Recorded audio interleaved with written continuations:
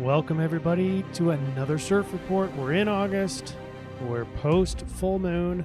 So now the question is, what's the big influence? Remember last week we had Yang, we were Yang strong. Well, it swings to the other side this week with a little bit of a twist. And I went a little bit long last week. Was not my intention. My goal is to get swiftly through this so we can keep it under 30 minutes. So I'm not going to give extra flair. Remember, what we're trying to get through is two things: the influence, the main influence, and we triangulate. We don't want to give you all of the influences and everything. We want to skinny everything down into one simple influence. And on this slideshow gives you, this is the summary slideshow for the influence, is hoping, wishing, and expecting. That's kind of the influence this week.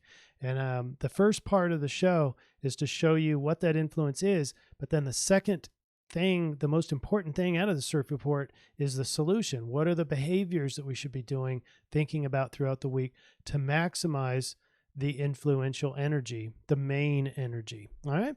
So if you notice, for the folks that have been around for a while, is a black circle. And that's going to be the Schumann resonance. I don't put any words associated with that, but I'm going to show you where those lie. They lie directly over and overlap the I-Ching, which is hexagram 16, or enthusiasm. Remember, joy last week was our solution.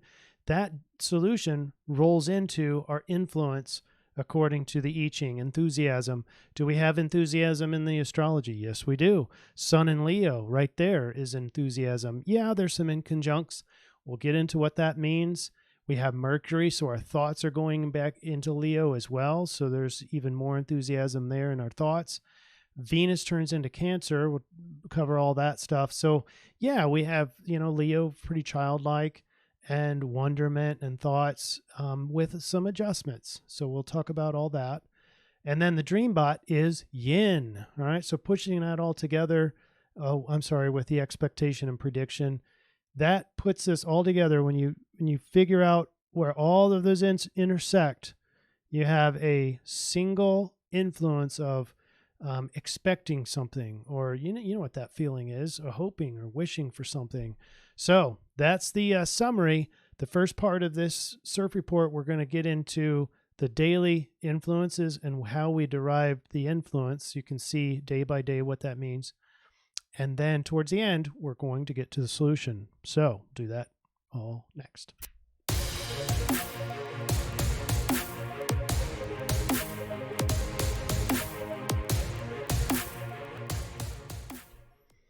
And here we are with the Dreambot. This is the collection of dreams. And let's zoom in. You have basically two big memes. You have YIN, that's all those green arrows. YIN being the receptive. That's according to the I-Ching, is the receptive. And our solution today, this is foreshadowing, because the collective unconscious, what we're talking about is the subconscious material from the collective dreams, is indicating that it is receptive. It's all about YIN, and that's our solution today, according to the I-Ching. It's one of our solutions. And then the other red arrows is the direct overlap from the astrology, which is the expecting, intuiting, and predicting. All right, so that's what we have today in the Dreambot. Now let's get into the Schumann resonance. Now here's something really cool. I've got to get my highlighter out. Here we go. The Schumann resonance. Now you can see that we're in the past 7 days. I did include the site key. Oops, I got the line drawn in the wrong place, but whatever. So we have the last 7 days, the Schumann resonance. This is the frequency, or the power in terms of power, and that's how it's read across the antennas, apparently, is the pulse of the earth. And you can see this huge spike, this nice spike going upward, and we're already towards the higher end. If you look at a year past, all this bar graph here, we're already at the higher part. Now all of these take a little bit of an upward slope, and the red one, obviously the red one is in, let's see, it's 4, This one's Alberta, Canada. So for some reason, the northern part of Canada is experiencing a lot higher frequency. Maybe that has associated with closer to the poles. I don't know. This is still an experimental part of our CIRF reports. But all the rest of them have a little bit of a spike. The green arrows is 3. So that's in Lithuania, is a little bit lower than it has been, but it still, too, has an upward spike. Not spike, that's a bad word, an upward slope. All right, so Schumann resonance increasing. What about the global consciousness? Remember what this map shows us. This is the coherence across the mindscape. So by random generators, the higher the number here on the graph, the more coherent we are according to the random number reading. So we're not as high as, say, in, I guess that would be in March timeframe, but we're on an increasing slope. So what that means is Schumann resonance increasing, coherence increasing. This is a potentially very positive coherent vector, and what that would mean is hope, expectation, wishing for, that would be that influence, maybe something positive happening. This is more of the is it kind of a good or bad energy, and the upward slope would indicate that it's more good energy, although I don't like those easy terms. And then the coherence is going up, which means that we're getting more on the same page of positivity. All right, so that's ultimately what it means. All right, here's the astrology. Let's knock this out.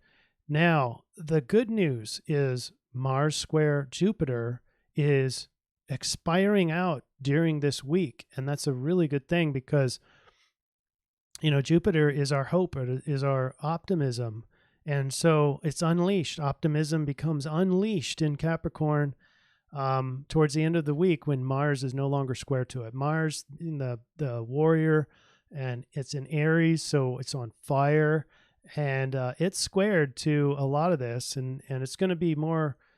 When I show you the diagrams, it'll make a lot more sense. But that's a good news that it's starting to die out. At least that Jupiter aspect part of it. All right. Venus is transitioning into Cancer, so you're going to see a little bit more protective of your closer relationships, maybe more nurturing, maybe nurturing your money, maybe protecting your finances, that kind of thing. And we have a lot of inconjuncts that we're going to talk about. These are the blue. All the blues are the inconjuncts. Here's some more square here on Mars square Pluto. And then this long thing here is a Mars square Saturn. You remember those three are hugging each other in Capricorn going in retrograde. All right, let's get started talking about day-by-day astrology. This is using the Tropical Astrology. We'll use the Sidereal for the solution, but that's in the later module. All right, first and foremost, Mercury going into Leo. So thoughts now are still out of Cazimi, but they're more childlike. They're more wonderment, more creative, a little bit more needing to be seen kind of thing. That's the Leo childlike behavior. And unfortunately, Mercury is squared off to Uranus, so not liking change, kind of resisting change, if you will. Avoiding change. But here's what you have in the big grand scheme of things. You've got the square, you've got the mega square, that's right here. So that's Mars square to the triplets, Jupiter, Pluto, Saturn. That's what I just mentioned earlier.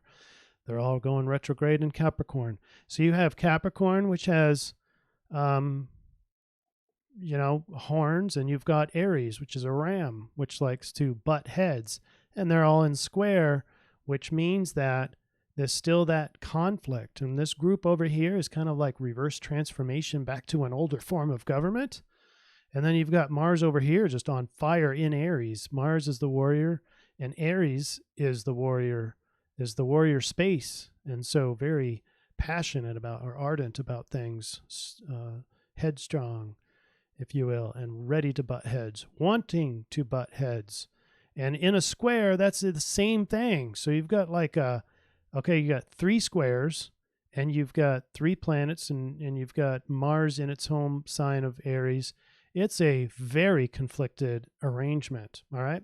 And that's what I'm saying towards the end of the week. This first aspect, this first square, which is dashed right now, meaning that it's waning off, is that pressure off of Jupiter. So now things become a little bit more positive, a little bit more optimistic. That's where that part of that hope is coming from. The other part of the hope that's coming from is this Sun and Mercury in Leo.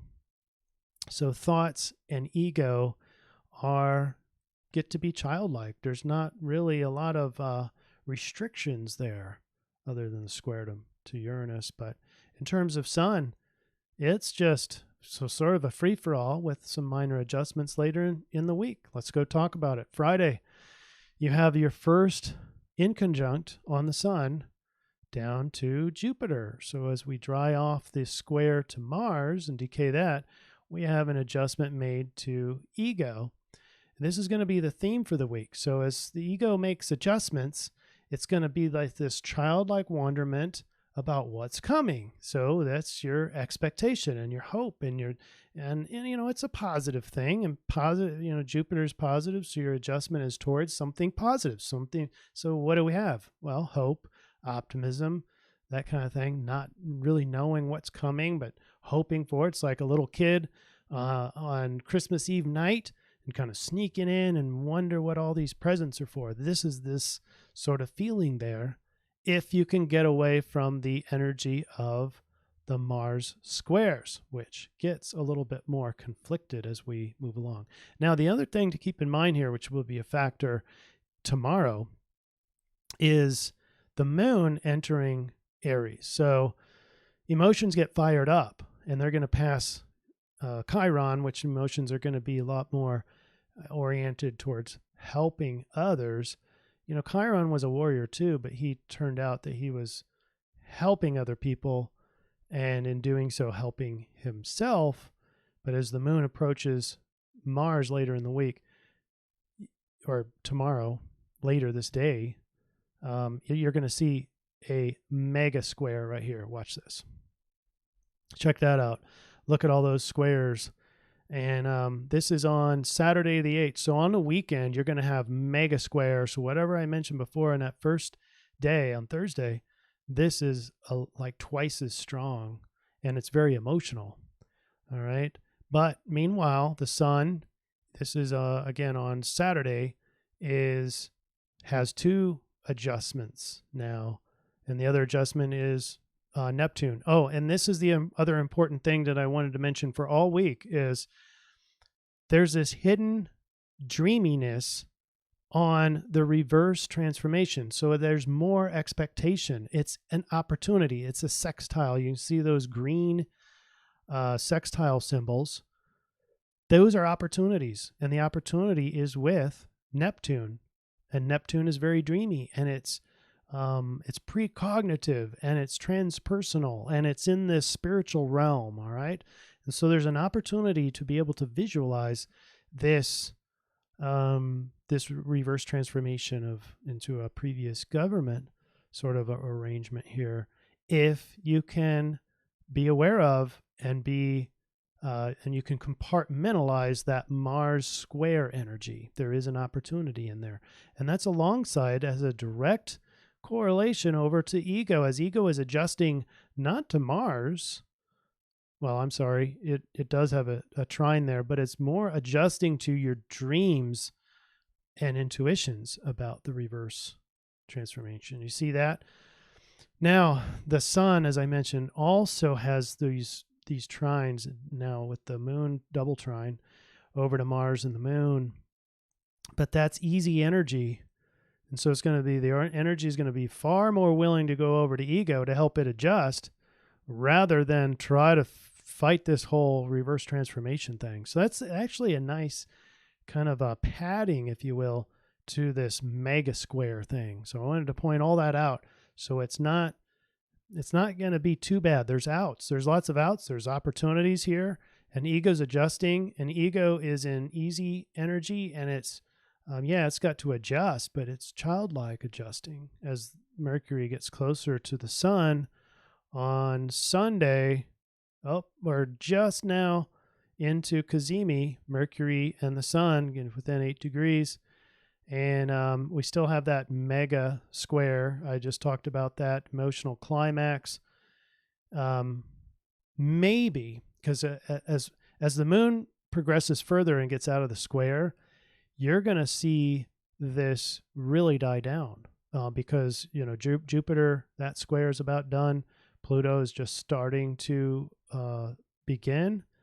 So anyway, that's going to be, it looks like it might be an emotional climax of this warring position of Mars that wants to butt heads and the reverse transformation of the global governance or reverse transformation of something having to do with the way things are.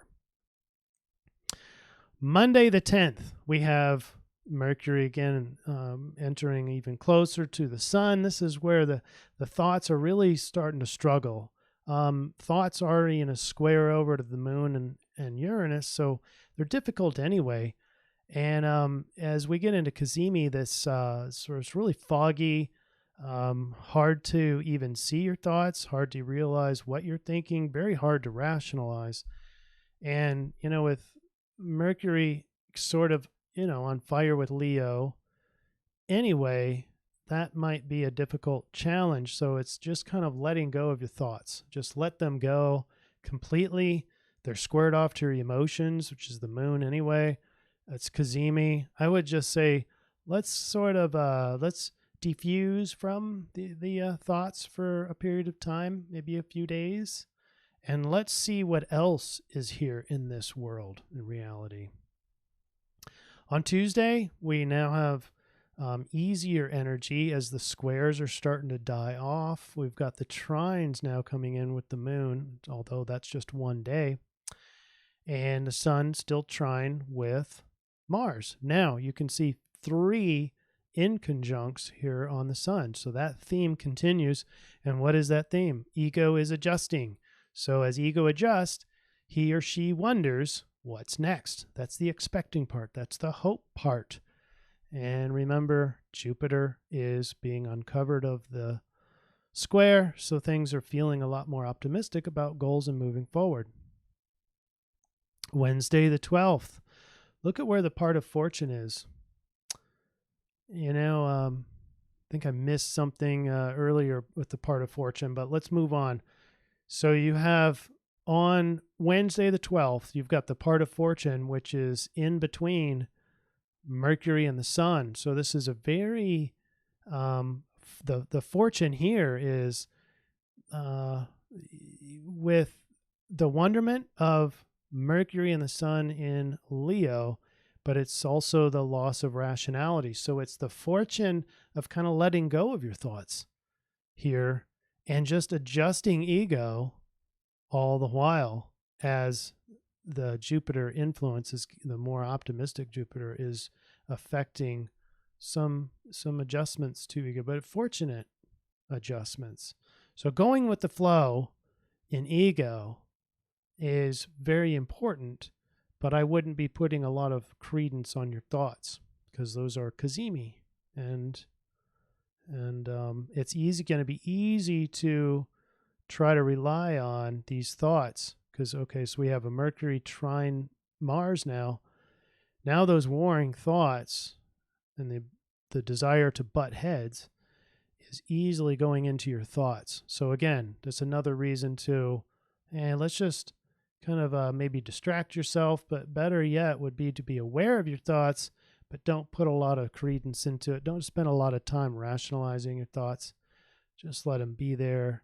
Get to your Neptune influence, which is just the intuition and dreams and creativity. And then you've got an opportunity to be able to see more optimism with Jupiter. All right, hope that makes sense. Let's get into the I-Ching portion of this reading. We cast the coins for the influence, and what we got was we had thunder over earth. This is the earth portion. It's 3 yin lines. This is the receiving lines. And then this is thunder. So we have the arousing over the receptive, which is enthusiasm, hexagram 16. Do you remember the joy from last week? I bet you that leftover joy as the solution is now becoming the influence for this week. So enthusiasm, let me read this, unleashes enormous creative energy. What does that sound like? Sounds like Leo. The effect is like powerful music that inspires great numbers of people, loosening constraints and sprouting new opportunities. It is guided more by the heart than the head. And that sounds like Mercury Cazimi, and the solution to that, which is don't put a lot of credence into your head, get into your heart, get into your experience. Enthusiasm in a personal relationship or in a group generates special electricity. We had line 4, which 1, 2, 3, 4. That, look at the, when you change the yang line, that becomes yin. And what do you have? You have 6 yin lines, which we'll get to next. But line 4, we have to read this as the influence. Great works spring from those who can awaken enthusiasm in others through their own self-confidence and decisiveness. That sounds like the solution from last week. A person who is sincere and without doubts attract others naturally. The power of such a person grows by sharing power and responsibility with others. As a result, others are willing to cooperate, becoming trustworthy allies and supporters. This was the solution for last week, so no wonder it's becoming the influence for this week.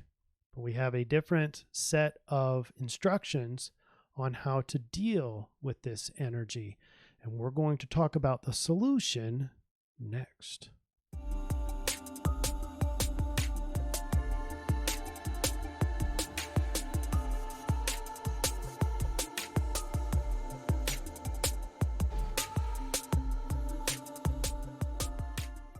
Go to innersension.com for solutions for your life, for understanding yourself, for mental health counseling or life coaching or astrological readings or human design readings.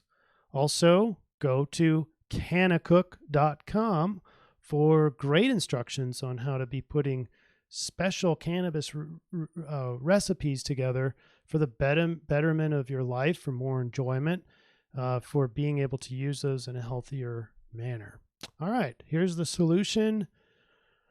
Earth over Earth, because we have yin over yin. It's the full up yin. This is hexagram 2, folks. Hexagram 1 is all yang. That's the creative. That was last week. This week, the solution is yin, receptive power. You get power and receptivity, but your power is your ability to be receptive. All right? That's the solution, according to the I-Ching. Great receptivity attracts great gifts and great blessings. The auspicious hexagram consisting of all yin lines represents the power of the feminine principle, which has not been honored in our modern system. However, such receptivity is much more powerful and healing than we think. The receptive force is sensual, is subtle, and can be overlooked by too much thinking, talking, and planning. So the CIRF report directly acknowledges all those aspects that we talked about, almost specifically. The Mercury Cazimi, hey, let's just get out of our heads for a while, just realize it's going to be hard to think, it's unreliable logic. So the I-Ching solution tells us, don't get too much into your thinking and communicating and planning and doing. Get into your receptivity. Do not be too assertive at this time. If you try to direct things now, you are liable to become more confused or alienated. Opening yourself to receive what you attract should be your primary concern. Be patient and take your time. Draw strength from mindfulness, and you will be doubly fortunate. Focus more on feeling than on action. Focus more on feeling than on action. You will be able to go further by letting go of control rather than forging ahead under your own steam. All right, so now I'm not going to describe this yet, but I have a special talk, a whole discussion on, it's going to take too long on this report, to how to be a better yin person, how to have better yin behaviors. What does it mean to be purely yin? I'm going to do a video on this tomorrow, and we're going to use the backbone acronym called SAVOR. I'm going to describe how to be a better yin person in terms of your behaviors and when to utilize that. So tune in tomorrow on National Dream Center. The next video coming out after the CIRF report will be this SAVOR checklist. All right. So I'll leave it at that. Now I understand in our solution slide, some of these numbers are upside down. This is the Rave Mandala. It's actually a 7. It's upside down. What I did was, our influence is directly related to the sun. And it's the sun, and specifically the sun in Leo with his adjustments, or her adjustments as the ego. So hexagram 7 is the Rave Mandala. We're going to talk about that. And then our solution for Sidereal Astrology is Cancer. So that's a very protective way. That's a very nurturing way. That, ironically, folks, is quite a delicate dance between pure yin and protecting and nurturing yourself. All right, so we're going to talk about that in the summary slide. But let's cover gate 7 really quick. It is the gate of logical direction. That runs counter to the Mercury thing, huh? This is the gate of the self, the role of the self in interaction. The channel of the alpha is a design of leadership, is the understanding circuit which leads us into the future. What is significant is that the self is unaware. The role is genetic and mechanical and does not respond to a concept of role. However, the conditioning power of this gate is enormous and has profound effects on our collective history. I almost want to read that again. It's just like this Rave Mandala, hexagram 7, is only here to show us that something profound is going to happen this week. And watch this. Why on earth are these two names inside of our hexagram reading? Bill Clinton and Hillary Clinton. Wow. Talk about, okay, so Bill Clinton, number one, Twitter handle or whatever. Gosh, I can't even think of the word. But the top trending tag. And then Hillary Clinton, of course, has got the September 9th, 2020 hearing at 9 a.m., by the way. I don't know if that's Eastern Standard Time. But both of these individuals could be about the profound effects on our collective history. This conditioning power of this gate is enormous and has had profound effects on our collective history. There are some big things hopefully coming out soon. All right, let's talk about our solution. Get into our very solution side. Let's slide in here. All right, here's what you've all been waiting for. First, we have an overall influence of that, it's like the birthday party, make a wish, that you're hoping, you're expecting kind of thing, and then you blow the candles out.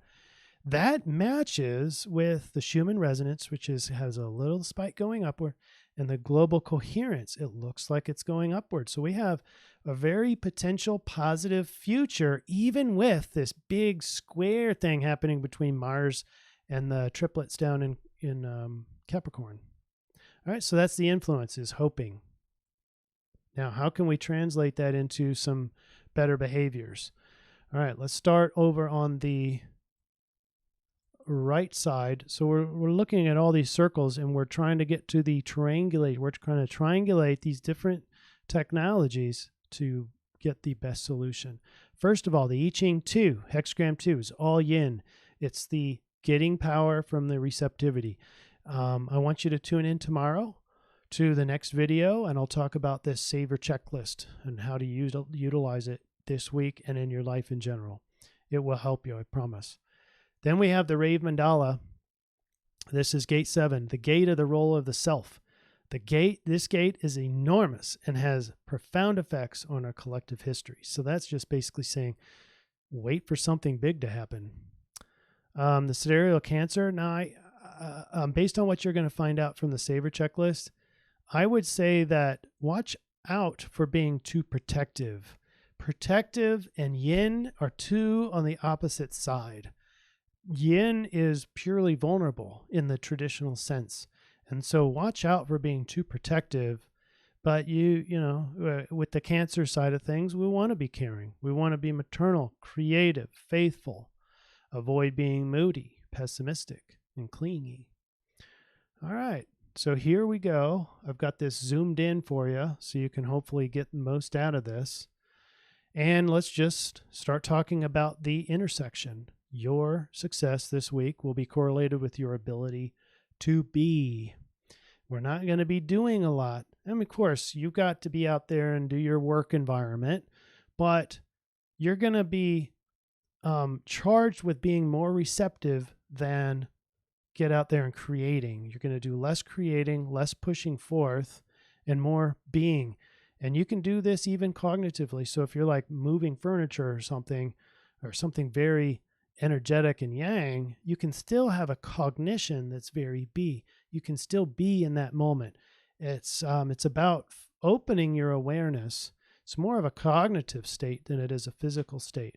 But if you want to include physical too, which I would highly recommend, it's also being very receptive. So being vulnerable is a state of very much relaxation. So we need to relax as much as we can. Hopefully you're doing more relaxing this week as your solution than not relaxing, especially when you're thinking.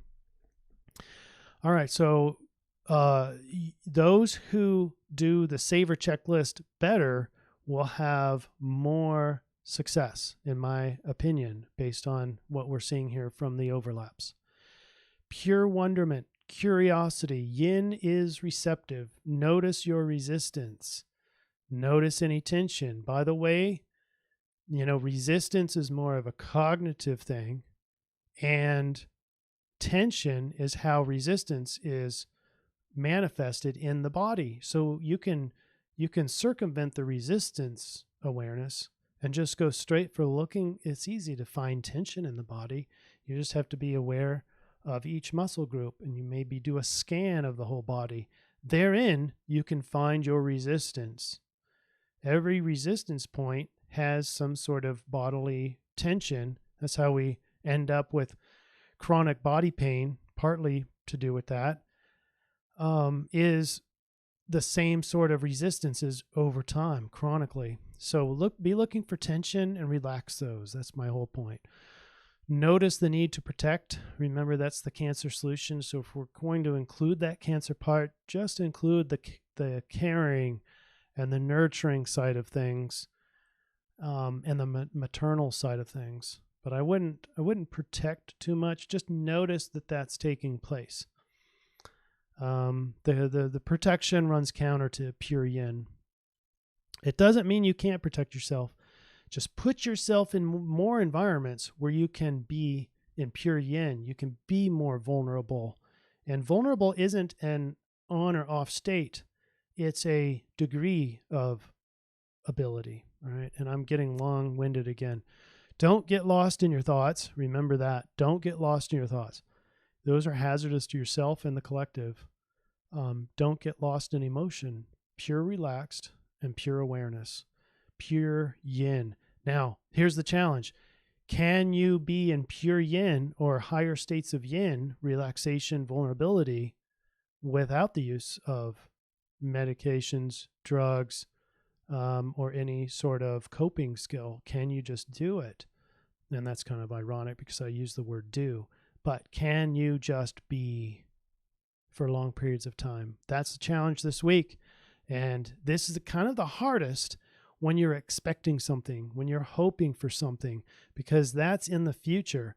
What I'm asking you to do is be in the present moment as much as you can, even when you're doing stuff, even when you're doing your work or you're cleaning or you're doing something, exercising maybe.